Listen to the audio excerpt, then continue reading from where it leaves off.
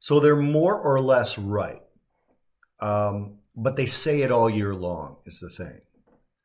So it's more in your inbox now because it's not, JoeBlowTrader.com who's saying it. It's Goldman Sachs who's saying it. And it's Morgan Stanley who's saying it. And it's Citigroup who's saying it. And it's Bank of America who's saying it.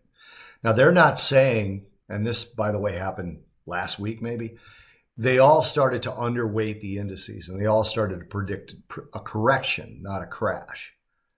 So the crash guys will seem right during the correction and they'll seem wrong when the correction actually holds up. And I do believe that the correction will hold up.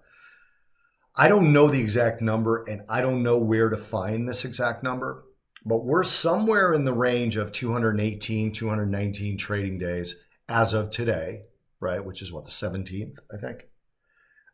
As of today, without a 5% drawdown. Or even longer than that without an 8 to 10% correction.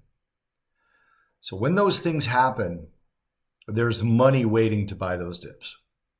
That's something I can say happens with, I'll throw a fake number out, but the number is almost this high, 98, 90% of the time. People will buy that first dip. There's money waiting to buy.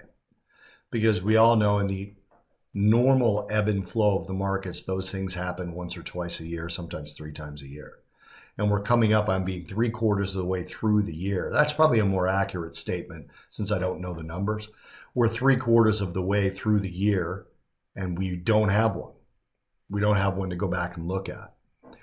So part of the reason that we are underperforming is because we're still involved and there's no follow through on our types of stocks. There's only follow through on the momentum stocks. And since the momentum stocks are not dragging the rest of the market with it, they're just giving the index positive performance. And those are two different things. We're currently underperforming. And I've mentioned this in a newsletter before.